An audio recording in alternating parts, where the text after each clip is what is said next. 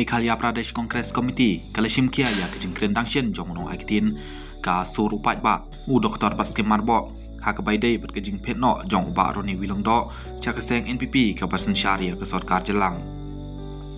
katkum kajing ong jong ba war u chairman jong ka social media jong ka MPCC ka jing beta jong Marbo ya ka Congress kumki suri kups ni langrod kala ban palong ya kajing kren ben hanrei ka ino ya kajing shisha ka bapau ki jing hapo bat ki jing long bayele persha kidai ki penta jong man laga sang san perthai kan thup ya ka sang VPP ka VPP hi kalamat ya la ka jong ka benta jong ka jing klumar ka ba kampau ka dai ka jing cha suspend jong ba adil ba nang rum bat ki nong kershan jong u tang hapo sisnem hadin ba ul syajit kum MLA da ka jing pet seng jong ba Roni Wilongdo ka kongres kala sya pendu no na ka jing dor bar Meghalaya hadin balai ngut ki waipat kileset kala ya ka seng nak penta ka NPP ha usnam baladep ka WP kala job South likisit ha ki election cha ka ying dor bar thawan ka jala bat manta ka sa stang lai ngut ha ka ba uba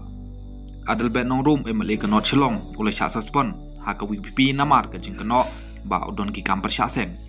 katkum ka jing ong jong ka MPCC ka jing kren jong Dr. Patskem Marbo ba ka leng persya kamdai tang ha ka jing kren ha assembly bat ba ka WP kala pen singau thu shabar ka ying dor bar bat kane ka dai kerkom ka babiang handrai kamdai ka bathamai uar ula kedeu ba ka kongres kala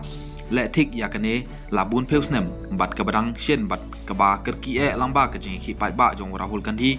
persya ya ka jing persyang baranti jong ka BJP ban pen kala ya ki thup ka teng wot ban pen thut ya ki elections commission bat ban pen telot ya ka wai pakawai ka jing da jong gerti senchar ka bayada ya ka India kamdai ka seng san perthai ka ba man gasngi hanrai ka dai ka jing le anak banta ka jing im jong ka mensim senchar pai ba jong ka India dai ka MPCC ka manjur ya ka wai ka mat ba u Dr. Patskem Marbo